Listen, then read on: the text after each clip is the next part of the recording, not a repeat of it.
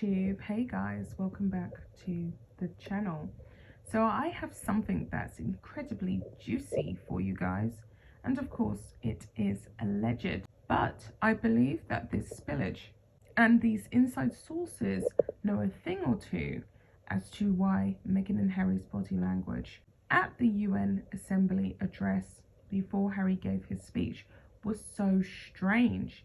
Harry, of course, was seen shooting daggers and looking incredibly serious and quite miserable, distressed and upset.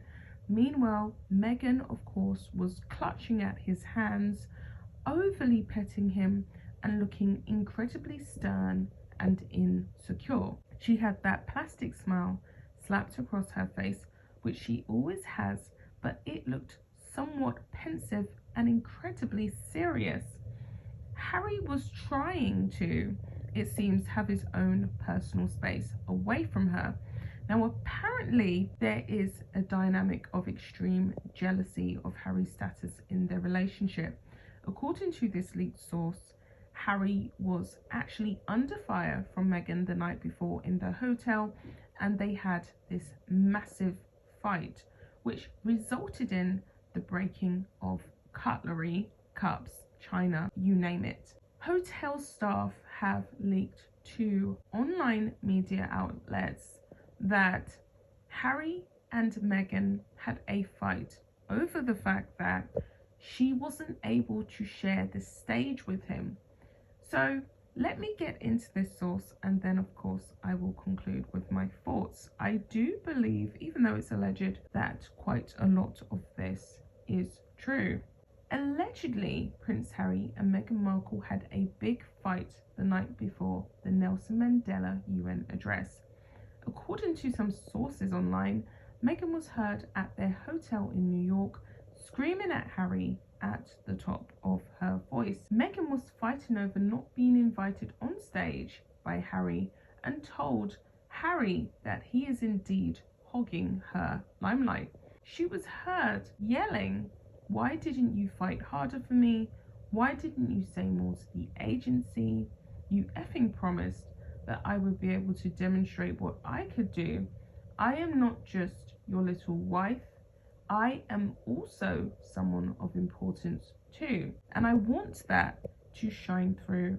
I want that to come across." She was also heard saying she's extremely tired of her role in America. She's extremely tired of her suppression that she has experienced. Meghan Markle feels as though her independent public image is not developing the way she had once hoped. So she said she feels like she's suppressed in her role and she doesn't have a big enough role.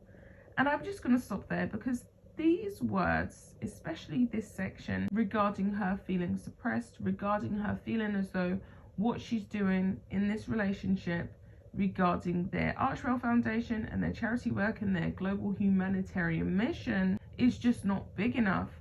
And this mirrors what Tom Bower has documented about her, and of course the stealing of the Aquazura shoes and the way in which she felt as though her Reitman's association during her climb before she struck it lucky and got with Harry just wasn't good enough. So he talked about the fact that Meghan felt as though she should be the face of a Dior campaign or the face of a Paco Rabanne campaign or something of that nature, even Chanel. Why stop with Dior? But she was reduced to Reitman's and she gave them the runaround. She stole the wardrobe which she was meant to return, and she done this on numerous occasions. She was also guilty of doing this during a collaboration with Elle that was distributed in Montreal, I believe, French-speaking Canada. She got the front cover and she stole the shoes. And then we saw these shoes, of course, reappear during her royal engagements. So at this point, I believe Meghan Markle had spent a lot of her budget, quite a large proportion of her budget, flying over to the UK to obtain her relationship with Harry. She flew to him. She was the one who was seeking out high value men. she was the one who was seeking out an affluent partner, and that cost her a hell of a lot of money that was burnt and spent on commercial flights. And after she achieved it, she of course didn't have the money or the resources left over for clothes, so she started stealing clothing from these photo shoots and these PR opportunities, which she was able to secure via the agency. But she never ever felt as though the staff on set, the assistants on set, or anyone else during the shoots was good enough, and she was also not very proud of the brands that she was able to get, because her star just simply wasn't as big as what it should have been in order for her to get associated with the likes of Dior. So she had to settle, essentially, and she just simply wasn't having any of it. She did not like it. So let me jump back into the source before I waffle on about this book that we are all excited to read. She also said that things will have to change as she feels insecure, and she wants to be able to carve out a role for herself without constantly, and this is all alleged, being associated with her husband in the dynamic duo.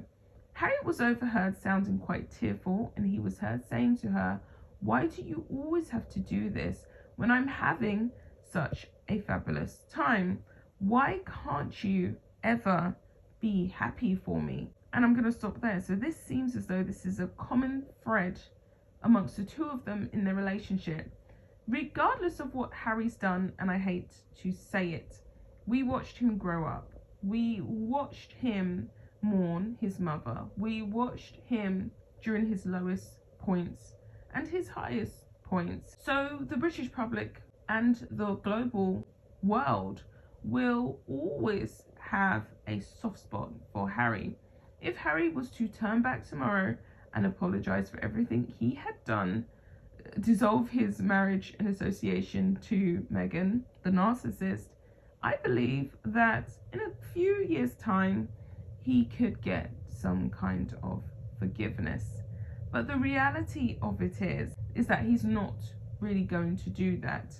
I do believe that their relationship will fall apart, but he's not going to do that anytime soon. And I do believe that she holds some kind of resentment against him because she doesn't have that likability that he has.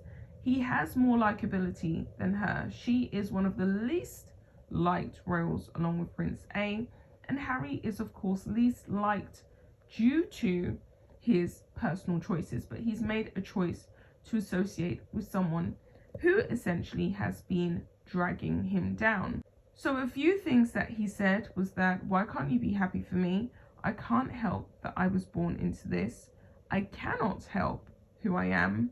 Am I not good enough for you anymore? Am I not enough, Meghan?" Another source said that shortly after the couple departed from the hotel room for a late evening dinner, they had specific requests that they hadn't come across before, and those who went to clean up found broken china, plates and mugs, which were automatically billed to their room. Allegedly, these must have been thrown during the argument, more than likely by Meghan herself. Harry looked extremely distressed and upset during the UN assembly, and this could be the reason why.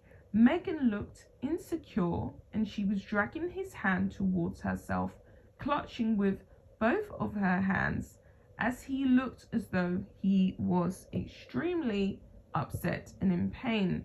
Maybe they had tried to resolve the fight during dinner, but Harry looked incredibly worn down, worn out, and trapped, as others have commented on Instagram. So I follow quite a few pages on Instagram that cover the dynamic duo, and a lot of people have said, you know, she's done a good job on him. He looks incredibly tired, worn out, and as though he's looking for his escape exit, which is exactly what I saw. I'm going to put footage in this video of their body language. It looked weird, to say the least, and she looked extremely insecure, draining, and quite toxic. So does this spell the end for the dynamic duo? The source also spilled that Harry's voice conveyed one of fatigue, extreme unhappiness, as they definitely share in an unhealthy power dynamic, and he is definitely in the weaker position in this relationship. So with all that being said, guys, I will be back with another video. Bye, guys.